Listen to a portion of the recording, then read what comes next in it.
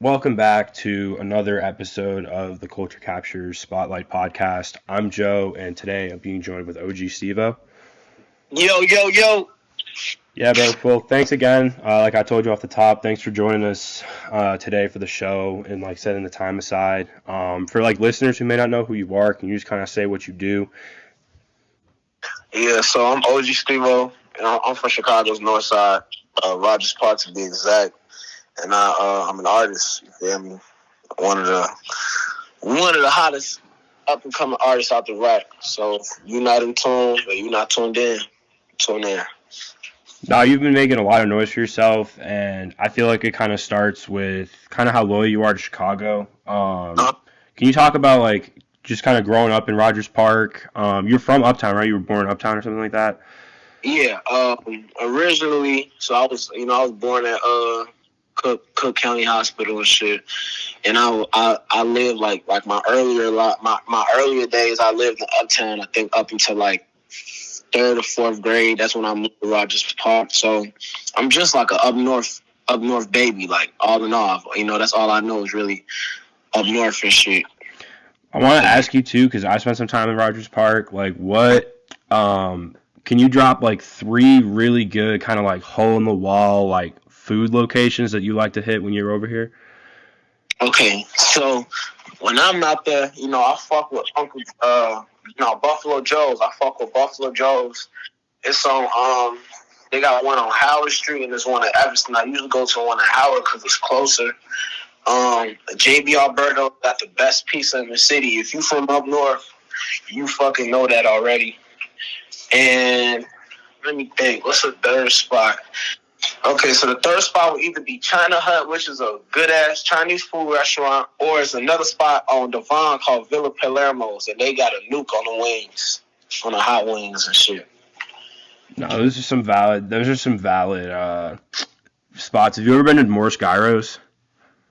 Morris Gyros? No, hell no. See, that place is really good. It's like hole in the wall, but their menu is like a book. They got like pretty much everything, and it's like your like typical like Chicago local spot. They make some really good food.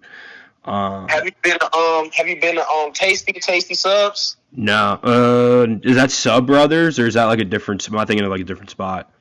No, it's a different one. Tasty Subs is on somewhere on Howard. Okay, word. Yeah, I'll have to try. I'll have to try that place. I haven't been there, but that's cool. I'm funny you say JB Alberto's. Like me and my homies, like we love JB's. That's like we go there all the time. We pretty much get pizza there like every week. Bro, um, when I was in elementary school and shit, like like every time they did like the little pizza parties and all that shit, they used to always get the piece from JB Alberto's, a big fat ass box, like a big huge ass fucking box of that shit, bro. Like we used to stay banging that shit. it's so good. There's nothing wrong with like greasy pizza. Like greasy finger pizza is like that's what makes pizza so special. I think for food people. You know what I mean? Yeah. But I wanted to talk about too, like when you kind of first started to make music, like you've said in like other interviews, you've done a lot of them too, which is dope. How like your parents were like a big, like they listened to a lot of music growing up. How else were you kind of like introduced to like the making of music? Like how did you kind of take that upon yourself to get interested in it? So, like growing up north and shit, my producer now, Mike Will, my homie Mike is like one of my closest friends. His whole family, bro, like his whole family's musically like talented, like they're music oriented. They're a music oriented family. You feel me? So his pops had a studio in the basement and shit. Like he had all type of equipment and shit, like pianos and shit, all type of instruments and shit, bro. I used to go over to bro crib and he used to just play the piano or play the drums, and I'd just be rapping and singing like over him doing that shit. So, and I actually went to the studio for the first time with him and a group of my other friends and shit, but I didn't really record anything out. I just went into that motherfucker. And then third grade, around like, when I was in third grade, I was also in the choir because like that was the only extracurricular activity that the school I had went to. That's the only extracurricular activity that they had. So I did the choir and shit because all the little hoes and shit was in the choir. So I'm like, fuck it, I'm finna join this choir and shit. You feel me? See what that shit's about. And that was really the first time I got introduced to music for real. And then college is when I started recording for real. That was when one of my friends, Rayso, he was just like recording in the dorms on some funny shit and just like and then just showing motherfuckers on campus and motherfuckers was fucking with that shit. So I'm like, fuck it. Let me see how this shit was. Let me check this shit out because I never really recorded before. So I'm like, let me see. I'll be fake freestyling this shit on the side. So I'm like, I might as well put this shit on wax. So when I started doing that shit, messing around with it, that's when I'm like, okay, cool, yeah, I definitely could do this shit for real. This shit low key fun as hell. Yeah, and you were just kind of saying like it kind of got more serious in college. You went to NIU, right? Yeah, correct. And you graduated. You did the whole 4 years. Like, so were you having to were you starting your career really in college? Like, kind of how like you did, in your years now, like when you go to a bunch of different events and pop out to the city for this night. Like, was that hustle kind of starting for you in college, or were you really kind of just focused about like the experience of college? Bro, like when I first went to college, NIU, I really had it in my mindset that I was gonna hoop for them. You feel me? Because in high school, I hooped and shit. I had a couple of offers and shit. The NIU had offered me the most money academically, so I'm like, fuck it, to do the walk on shit. You feel me? I went to a couple of their practices and shit, ended up being like the little practice player manager shit, and I realized that hooping wave was not for me. So after that, I just decided I was gonna be in college. I was gonna be a regular ass nigga. I was gonna be a regular kid through this motherfucker. You feel me? I'm getting my degree. I wasn't thinking about no music. I didn't start making music for real until like the second semester of my sophomore year, first semester of my junior year. So I didn't start making music until I was in college, like halfway in college already. When I'm halfway about to leave that motherfucker. Are you glad in a way that you like weren't trying to go through college and trying to like do like your livelihood at the same time, or like do you wish you started your career like the way you do now earlier? Man, I tell myself all the time, I wish I started making music earlier. Like I wish I knew this was my calling. Cause it's like, in life, bro, you go through so much shit in life. You don't know what your true calling is so early. Sometimes you got to go through a lot of obstacles or just go through life in general before you find out what you're really destined to be and shit. But if I knew that music was my true calling, bro, I would have been doing this shit in high school. A lot of these artists who are already on and all these big artists and shit, they started early. They started high school and shit like that, elementary school, you feel me? I was kind of a late bloomer, but it's kind of cool because, like, since I started in my adult age, I feel like 21 or some shit, it's like I really get to see my growth for real, and understand my growth as a grown man. Yeah, and I wanted to ask you too, like, how much you feel like college has helped you make career choices and just plays in general? Because we've had a lot of guests on the show that whether they're in high school or they're in college right now, like I'm in college myself, and it's like there's the balance of like doing both. And for a lot of like the artists, they just feel like they don't need to be in school. But like you've been through school, like how much do you feel like that's helped you like kind of steer from some bullshit in the scene? Man, I feel like college has helped me like tremendously. You feel me? Because college really taught me time management, and really, being an artist and being a student really showed me that like, it really taught me like that grind and that hustle for real, for real. And being in school also kept me away from a lot of shit, bro. Like, it's a lot of my homies and shit who was telling me like, damn, bro, like, steady asking me, like, bro, you still in college? You still in college, bro? I'm like, yeah, bro, why you want to drop out that motherfucker, bro? You need to drop out. I don't see why you ain't dropped out, bro. You finna be famous, bro. Like, a lot of my rapper homies, they was taking trips and shit while I was in college, like going to LA for music shit, inviting me. I could never go because I had class and they was telling me to drop out, do. But I stuck with that shit, you feel me? And I'm glad I stuck with that shit. But college definitely played a huge role in my decision making and just how I move as a businessman in this industry.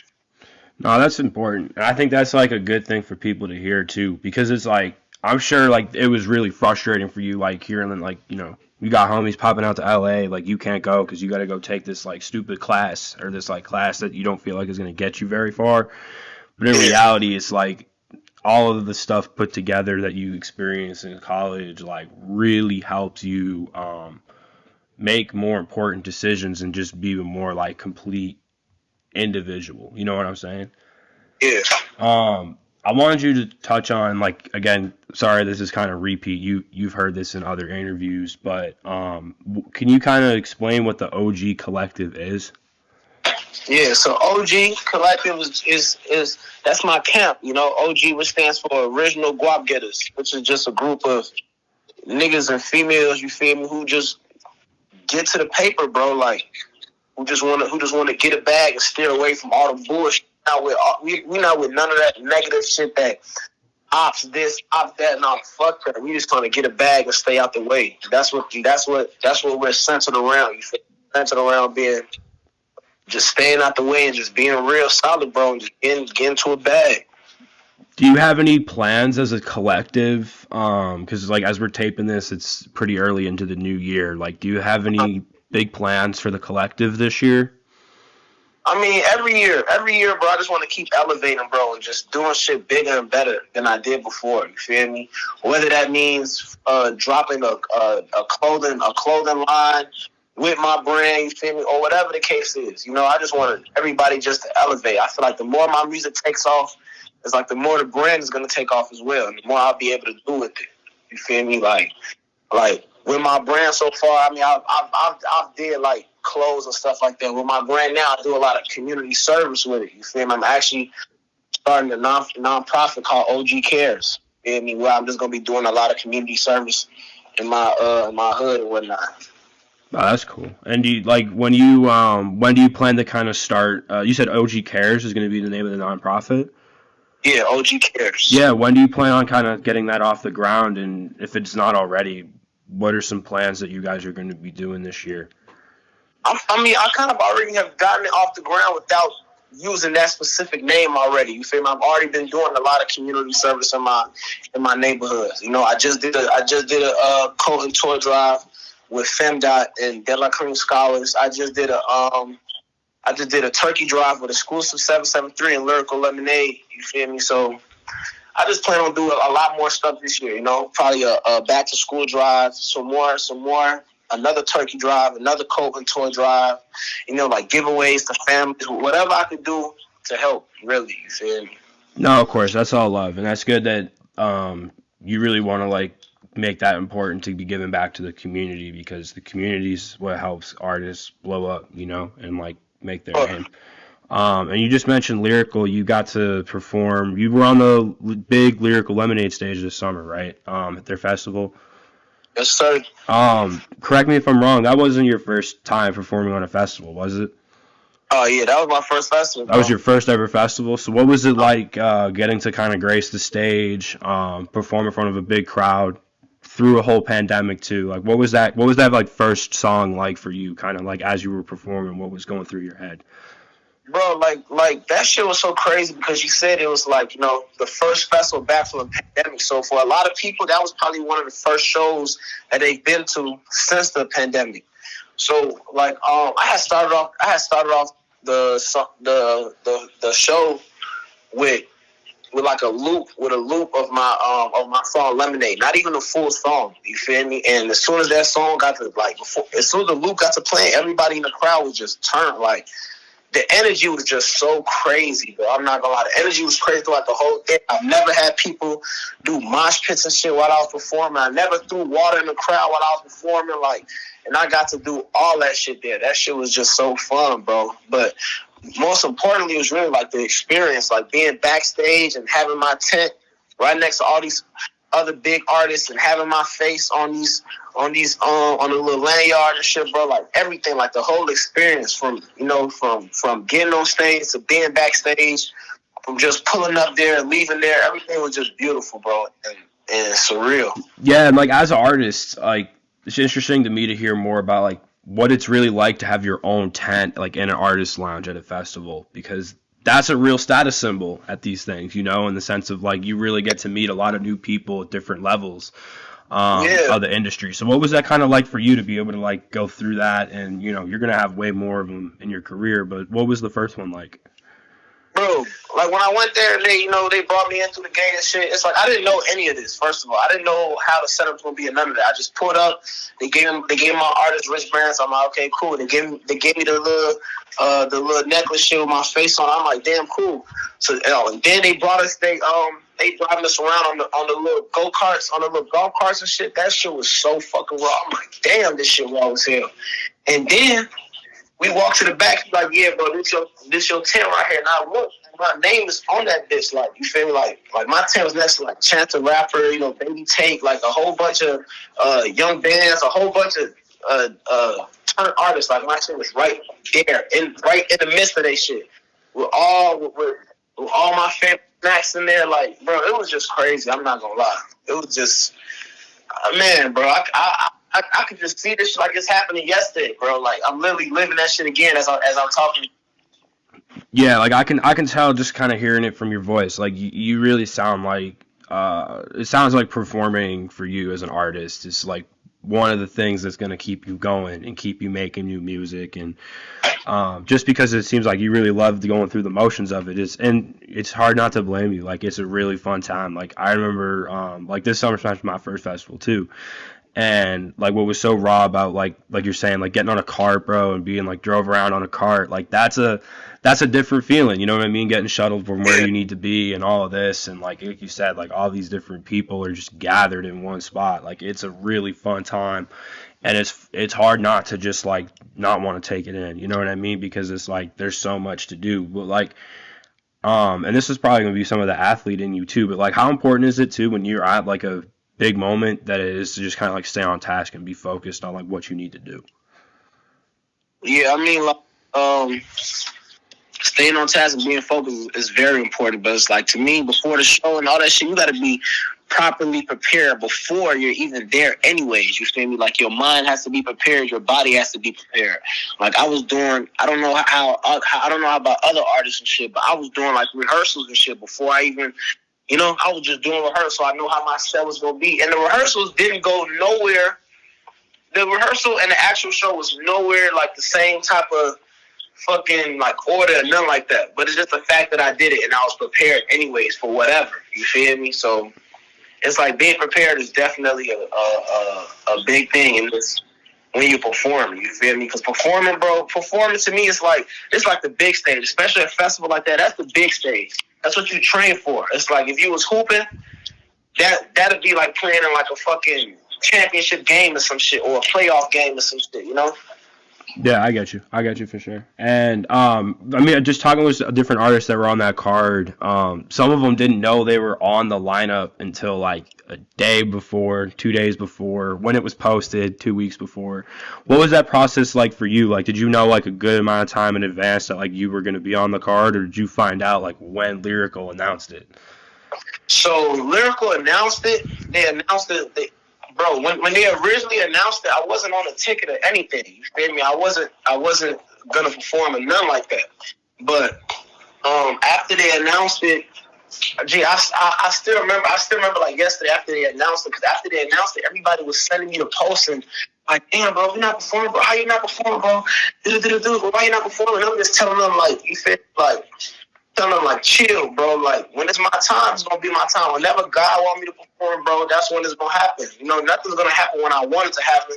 It's gonna happen nothing's gonna happen when I want it to happen. It's gonna happen whenever God feel like it's the right time. You feel me? So, like 4 days after that, they had called me. Ellie was out with Cole and a couple of the other Lyrical 11A cats, and they was like, yeah, bro, I'm here, I'm sitting here with, everybody from Lyrical. We just thought, like, you would be a perfect fit for this festival, so we're just wondering if you want to perform. I said, if I want to perform. I said, bro, put me down for that shit. Talking about if I want. Hell yeah, what the fuck? After that, he's like, okay, so just to be sure, you want to perform, right? I said, bro, sign me up for that shit, man. What the fuck? Sign me up, bro. Like, so then I knew I was going to perform then, like 4 days after they dropped the actual flyer. And then they didn't give me my flyer or put me down to anything, I think I got my flyer probably like a month or 2 months after that. Like back when they did the revised, they went and revised everything. So I didn't tell anybody about it, or I didn't post about it or nothing until I had that in concrete. You feel me? Because, you know, sometimes when you speak about shit prematurely, it end up not happening. So. No, that's cool though. That's cool. That's cool that the way you found out. That's definitely a more unique way. Yeah. And like you're saying, like Elliot was the one who gave you the call. Yeah. How long have you known like Elliot Montez? Like when did he first like kind of find you, and like how long have you guys kind of been homies? I did my first interview with Elliot in 2020. It's 2022, and when I did my interview with him in 2020, that was my first time meeting him or anything. You feel me? He met Femdot, and me and Femdot are good friends. You feel me? And Femdot's really the one that put them on me. You feel me? Like, yeah, check bro out. He hard. He from up north. So I've known Elliot since 2020. So now that it's 2022, it's like now it's making it 2 years since I've known him. I haven't known him for that long, but it's like, you know, I'll be with them a lot. I'll be going to their office, whatever. Sometimes they just go out and just kick it, go to a bar or some shit. Just on some chill shit. Yeah, that's cool. No, that's cool. And like shortly after, it might have been right before Summer Smash, you dropped an EP, Days in LA, right? Yeah. Was it after Summer Smash? Let me think. Days in LA. Days in LA was dropped in. It was before Summer Smash. I think Days in LA was dropped in June. June. Okay. So yeah, I think it was right like a month before Summer Smash. And what I really like about that like short little project is it shows like an artist like yourself who's been doing this for like a long time, like showing like raw advancement in the sense of like, bro, you're traveling to LA on some work shit. Like that's a big deal. You know what I mean? It's on this music stuff, and like you did a wonderful job like conveying that in the music. And why I wanted to point it out, and it's super special to me, is like 10 minutes earlier in this interview, like you're talking about how like when you were in college, like you couldn't travel and you couldn't do like these things because you were in school, but like here you are now, like making your own way. Doing everything, bro. Doing everything I wanted to do back then, bro. Like, cause like I told you, I wanted to do it back then, but I couldn't because school had to prioritize myself. So fast forward to me, you know, having a college degree and being able to do this shit now and make more. I got more money. I have more resources, so I could do shit at a bigger level than I would have been able to do if I was in college. It's beautiful, you know, bro. It's a full circle for sure. And like besides what you shared in the music and the project, like what was that experience like for you in like LA? Was that your first time out there? Like how was that experience for you as an artist, just person in general? No, that was probably like my third or fourth time in LA. I've been to LA a lot, bro. I'm not gonna lie. I fuck with LA so much because every time I go out there, bro, the vibes just be so raw. You feel me? The dopey. They got some real good smokes out there. You feel me? Like it's just a vibe, bro. Like whenever I go out there, I feel like I make some of my best music. You know, I like traveling sometimes. I will travel just to record sometimes. You know, just so I have different views and different perspectives. So, bro, I've been to LA a couple times. So that's the reason why I went and made Days in LA. You feel me? Just to commemorate all my time being out there and shit. And when you're out in LA, like what are some of your favorite things to do? Like first of all, before you answer that question, do you think In-N-Out is overrated? I don't think it's overrated, but I think In-N-Out decent. It's not like to die for. No, it's not like no fucking Ruth Chris or some shit. But yeah. It's some decent shit, you feel me? It's like, okay, boom, we gotta get some quick shit before we hop on a plane, before we leave LA, hop on a plane, let's go smack In-N-Out real quick, you feel me? No, I feel you. It's definitely not like, I don't know. It's not like a don't eat there spot, but I do feel like it's a little overhyped. Like, it ain't that good. Yeah, it's not.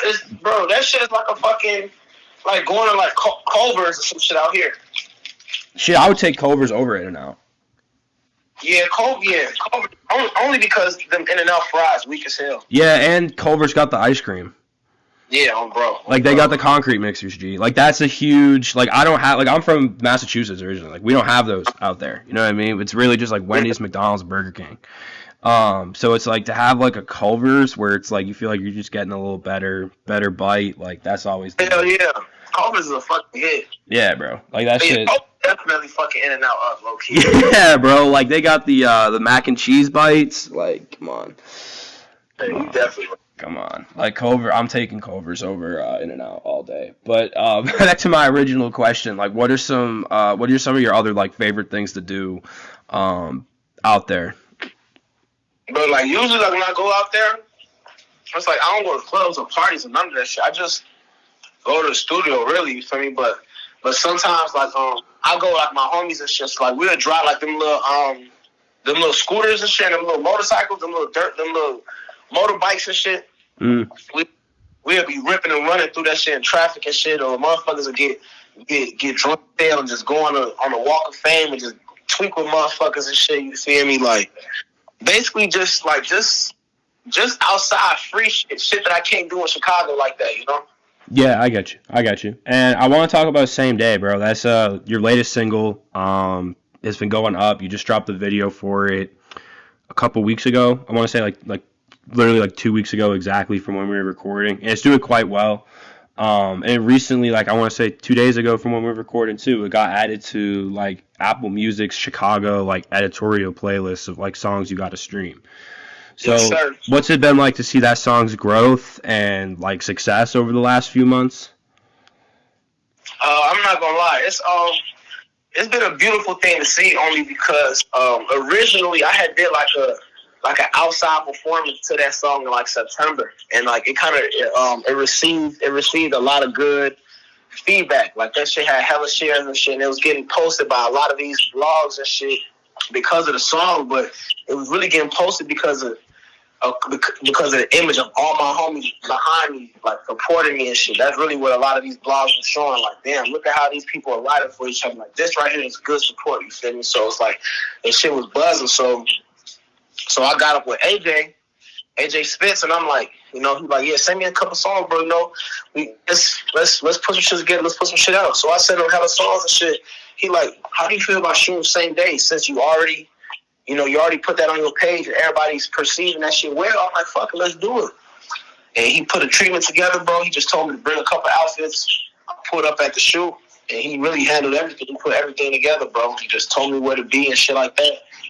And when he was done, he showed me the video. I'm like, damn, this is a fucking masterpiece. Like, this shit raw as hell. And the song already hit. So the fact that the video is match the vibe, it's like I wasn't surprised I'm not surprised that the video is doing as well as it is right now. I just hope it keeps on, keeps on going crazy shit and gets added to more playlists. Yeah, no, I definitely will. I mean, that's the dope shit about music, bro. Is once it starts to grow, it just continues to grow, right? And like once you get new, like you break down new like barriers, like you just continue to break them down. So it's super cool to see what that song's doing for you. I wanted to ask you too, like you haven't put out like an official big album in a while, and I was wondering if you had any plans to do that for 2022. Mm, I haven't dropped that. All I have is like EPs and shit. I think I got like 2 mixtapes or some shit that I Right, dropped okay. like a long ass time ago. Back when people was dropping shit on Spin River and my mixtapes. That's like 2018 or something like that. Mm-hmm. But the only reason why I haven't dropped the album yet is because like I don't want to cheat. I don't want to cheat my supporters and cheat myself. Like I want to drop an album and I can do that shit at the capacity that these artists, that these bigger artists are doing it. You feel me? I want to be able to put my shit on fucking billboards, Times Square, and I want to really do that shit big. So that's why I haven't been thinking about an album. I just been dropping small little projects and dropping singles. And I feel like the time when I do drop an album, everybody's gonna appreciate it so much more because motherfuckers been waiting for that shit. No, absolutely. That's a hard approach. I mean, because there's some people they say what you just kind of said amongst those lines of like they want to wait until they get all the tools they feel they need to really get people to see it. But there's others that want to like that I've had on the show or that I just talked to or whatever that just really want to like push a new sound or be more ingenuitive and like put out an album that like is the calling back to that ingenuity. And I think both of methods are like equally great, you know what I mean? Because they call for different things. Like one is patience, which is your route of like waiting for like what you need to really accomplish what you want to. And the other is just like, this ain't the right word to right phrase, but it's almost like boldness, and just like confidence in yourself is really a better way to put it. And both are just like awesome, methods. Um, it would be a disservice to not bring up the hoop days in the show. So you used to play basketball like heavy, right? In high school, you were recruited to play. In college, like you were saying, you signed with like NIU. Um, Um, how much? Like, when did you know? Like again in college, like when it was like, all right, I can't. I'm gonna just stop playing basketball and like I'm just gonna focus on music. Like when those days kind of hit, like what was going through your mind? Shit, it was really my freshman year. You feel me? Like I really seen like what them players really endured and shit, and what they had to go through, and that shit really take away like your whole social life and everything. And I think I just wasn't prepared to give up my social life and everything to play basketball. I love hooping. I still played, played in the rec and all that shit, Hollywood. What's that shit called? In the Euro leagues and shit like that. You feel me? I did that shit, but as far as playing seriously, I'm like, yeah, this part is not fun. I can be a regular person, and for a while that shit was bothering me because I've never been just a regular person. In elementary school, I was playing sports when I transferred to my public elementary school. I was playing sports. All through high school, I played sports. So college was the first time I didn't do like no extracurricular. You feel me? So at first I'm like, damn, like this shit kind of tough. But then it's like, I mean, it's cool shit. It's college. You feel me? I'm gonna have a ball, and it's regardless. Yeah, right. And I mean, I want to like put it in perspective for people too. So like, let's keep it at like 1,000. Like, how far out? Like, how deep is your shot? Like, how far back behind the line can you shoot? I'm not gonna lie. I don't know exactly, but I could shoot the fuck out that ball. Yeah, shooter. Because I remember seeing in one of the videos when I was researching for this, like you were dunking, and I'm like, okay, like you're not like super tall, so you definitely got a vertical. Like, can you play? Were you a defender at all? Like, how are you at defense? Yeah, in high school, I was a nice defender. Now I don't really be on that guard and shit. I don't really get no fuck about that defense like that. I feel like I'm a great offensive player. I can dunk all that shit. I'm like 6'2.5", 6'3". So I got like a little height on me, but I'm not fucking no 6'7" or nothing like that. But I got a little bounce and shit. True. Yeah, and like I don't know. I mean, to keep it light, like who would you, when you were at like your peak, if you will, like who would you kind of compare your NBA game to, or not your NBA game to, but like what NBA player would you compare your game to? I would say KD, because a lot of motherfuckers used to compare me to KD when I was a shorty, because I was just a tall, long ass motherfucker that could shoot the ball, just like KD. True. No, that's cool. I mean, and it's raw too. Like KD's balling this year. I mean, I don't know. I think the Bulls are going to be able to beat the Nets in a 7-game series. Yeah, that would be beautiful. But damn, man, fucking. I used to really be a huge KD fan until he joined the Warriors and shit. That shit was just so lame to me. Like after that, I kind of just really stopped rocking with his ass like that. He's still very talented and shit, but that shit was lame as hell. No, I feel you, because he picked the Warriors over the Celtics too, which I get from like a basketball fan perspective. But as a Celtics fan, like that shit sucked, and I was a huge KD fan. So, but it's like, bro, what really make that situation worse is that it's like, bro, like the year before, well, the season right before, y'all was beating the Warriors 3-1. The Warriors come back and beat y'all, and then you go and join these same motherfuckers? Like, hell no. Yeah, it was a tough look. I mean, I've gotten better with it since he's been with Brooklyn, because like again, just being a Celtics fan, when you got Kyrie on that team, like that's automatically the player I'm gonna just like have the most beef with. But and KD's just that guy, bro. You know what I mean? Like he's balling, so it's hard not to just like respect the best game in the league, So and he's funny as shit on Twitter. Like that's the thing with KD, is like he be talking his shit, and I think that's raw. Like you don't have athletes on his level really talking shit like him. Yeah, that's a fact. Um, That's funny, motherfucker. like being a Bulls fan though, you've got to be geeked about this year and just like how they've been playing. Yeah, I'm not gonna lie. The Bulls look beautiful right now. Like DeMar DeRozan doing his thing. Ao the sumo, he doing his thing. But I actually played against Ao when I was in high school and shit. Like when he went to Westinghouse. When he went to Westerhouse before he transferred to Morgan Park. Zach LaVine, the Bulls are just playing like a well-oiled machine, bro. That shit is raw as hell to see. Because damn, bro, we had some years of the Bulls being weak as fuck. Like the Bulls damn have been weak since the Bulls ain't been good damn near since 2009.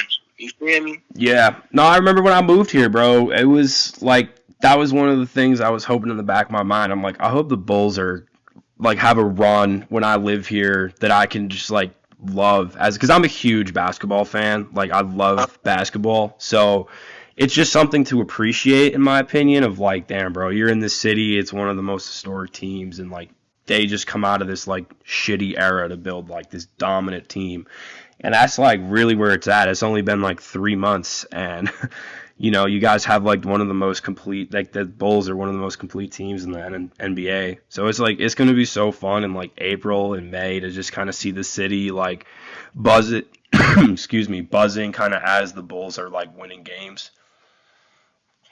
For sure, bro. But yeah, it's championship, so we can shut downtown down. Yeah, like that. Like again, growing up in Massachusetts, like I've seen so many title parades, but like seeing one here, like after living here for a few years, that'd be a dream. Like that'd be so fun to just be able to go see it and like turn up for the day with everybody because of just how awesome it's going to be if the Bulls win. We've kind of already made the transition, but I wanted to ask you about like some things you do when you have downtime, like some hobbies, when you're not worried about making music, you're just, being yourself. Like, what are some things that you like to do? Shit, I mean, I just chilling. You feel me? I go catch a beer or some shit, or I go home, or shit, play the PS5 or some shit. I kind of really like being to myself a lot when I'm not in the studio doing some shit. I like being in the crib chilling. No, I feel you. It's important too. Like, what do you play on PS5? GTA, 2K. What else? Shit, I be playing Mortal Kombat sometimes. Shit. I'm trying to get into that Call of Duty shit, bro. But everybody's so raw at that shit. It's bro. so sweaty, bro. It's so sweaty. Yeah. I'm not trying to fuck up the commotion, bro. I come through that bitch weak as hell, and now all my gotta revive a motherfucker every fucking 5 minutes or some shit. That's why I've been staying away from that shit. I'm like, if I'm not good at that shit now, bro, I might just have to get that shit up. I feel you. Like remember when Warzone was like popping like during the pandemic? Yeah, like all my homies, like we were playing like Fortnite, 2K, Madden, and a bunch of my homies started playing Warzone, and like I sucked at Warzone. Like I was not that good at it. So I just stopped playing like video games altogether until like we started just playing 2K again. I play 2K like religiously. Like, do you be playing like my team, or how do you like what do you be running on 2K? Bro, I'll play like the little exhibition shit, or like one of my homies come to the crib, or if I go to their crib, I'll just play like that. But bro, I'm really just now getting back into video games, bro. Like I bought a PS5 last year. I bought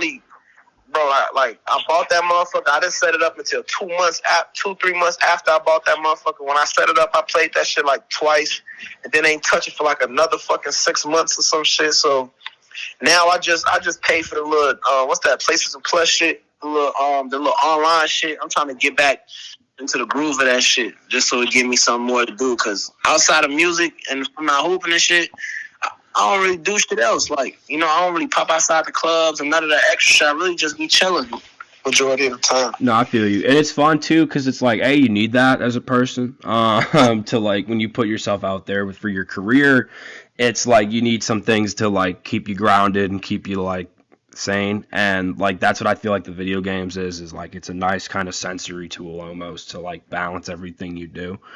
And you say you don't really pop out to clubs. Like, is there a reason why you don't like going out like that? Is it not just like I don't like going out? You're just not like that kind of guy. Like, what's the reason for not really trying to like pop out as much? I mean, bro, every time I go outside, bro, I'll be ready to be back in a fucking crib. I don't know what it is, bro. I feel like I'm like a popular loner, like an introvert. So I just like my space and being to myself. You know, going outside be fun sometimes and shit, you know. But I kind of really typically only like to pop outside like when I'm out of town and shit, especially in Chicago. So much bullshit going on, like, you know, especially for a motherfucker doing the shit I'm doing and shit. I can't really be outside anywhere like that, just dangling and shit. So I'd rather just sometimes just stay in the crib. So a part of that shit is safety reasons, but a part of that shit is like I just don't like being around too many motherfuckers like that. I get you, 100%. And I want to ask you too, like, are you into fashion at all, like streetwear? Because I got to ask you a Yeah. recurring question that we do for every guest. Yeah, I fuck with the fashion. I fuck with the sneakers and shit, all that shit. So this is like the recurring question, every single guest, no matter what they do, they get asked this question on the show. Um, it's about what three sneaker models, like what are your top three sneaker models that you have to kind of have in your collection at all times? Man, bro, I just started fucking with the SBs and shit, but I got hella them little off-white collabs and shit. I got my little Syracuse. I think like maybe like 8 pair of SBs and shit I bought last year. So I fuck with the SBs. And I fuck with the Jordan 11s, you feel me? Like those are probably like my favorite Jordans and some shit. And let me think. What I had these Amiri bone runners that I wear all the time. They kind of like Yeezy. They kind of like the little Yeezy shoes and shit. I don't know why, but them bitches so comfortable. I wear them bitches like fucking F1s. Mm. Oh, Yeah. and the F1s. No, and the Fazos too. And the Fazos and the all white coats too. So matter of fact, I say the Jordan 11s, the SBs, and the all whites. True. How do you feel about Nike raising the price on the Air Forces? Yeah, they raised them bitches by $10, but I mean, that shit weak as hell. But I mean, $10 not gonna break a motherfucking pocket. Shit, $10 breaking your pocket. If that $10 increase breaking your pockets, then you need to find you some other shit to wear or something. But that shit is weak as hell. Cause fuck, how y'all gonna raise the price on a classic? You feel me? Jordan's been coming out. Them bitches been the same price unless you paying like retail. I mean, unless you paying like a resale, them bitches been the same price. So how motherfuckers, how dare just up the fucking price like that? That shit lame as hell. Well, I just feel like too with Nike, it's like, bro, you see who be buying those shoes, and part of why they buy those shoes is probably because of the price point and how fly they are, all that, and then to then raise it, like, I get where you're coming from with the like, if the $10 is really breaking your bank, find something else, like valid, and I get where like in the light you're coming from, but They in the fucking sense the of game like, up with that shit though. yeah, bro. Essentially they is fucking the game up with that shit because that shit just lame as hell. Like, why? Like if anything, make them shits cheaper because it's like then more people can actually get access to buy them, and then people who really stain them, like let me put it to you this way, like break it down, like they're 90 retail before you break them down to 70 retail or 75 retail, then two people are probably going to put a pair in the cart for 150 versus like paying 120 for one pair for shipping. You know what I'm saying? That's very true. I'm trying to think, bro. I feel like them all whites. I feel like they was even cheaper than 90 at a point in time. Probably, bro. They were probably 80 at some point, and then they bumped them up when it was right. But it's just the noise on the Air Force Ones, bro. Everybody and their brother be wearing Air Force Ones. So, I've actually never owned a pair of Air Force Ones. Never. I've never owned a pair of Air Force Ones. I just I don't think they'd be comfortable for me. But I have to get a pair. Like I just I have like everything else, but just not those. Yeah, like not those. That's like the only one I haven't bought. But I will. I'll get on to that this year. That's a pretty easy thing to do. Dude, gotta get you a pair. Yeah, I will. Don't worry. But what are some other like big goals like that you have for like 2022? Like what are some things that like your fans can be kind of looking out for amongst the years? It keeps going on. Well, you feel me? We talked about a festival, so I want to do more festivals, whether it's with Lyrical Lemonade or whether it's like, Lollapalooza or Rolling Loud or Governor's Ball or whatever other festival. I want to do another festival. I want to do other big shows too, not just festivals, maybe I open up for a big artist. Also want to collab with, big artists like Dirk or Herb or something like that. Y'all could just expect me just to keep this shit 100%, keep this shit real, and just, keep working hard and giving y'all 5 singles and shit and another 5 EP this year. Dope, bro. Yeah, I mean, keep making your music, bro. Keep doing your thing. It was awesome getting you on the show and getting to talk to you and get to know you a little bit more. For the listeners, you mind dropping in your social media ads and where they can go listen to your music? Yeah, I'm on Instagram _OG Stevo. So, _ OG STEVO. The same thing for Twitter. And then for Apple Music, OG Stevo, OG space STEVO. Same thing for YouTube. And everything else, all that shit. Yeah, man. Well, thank you. This was another episode of the Culture Captures Spotlight Podcast. Tune in next week for a new episode. You did.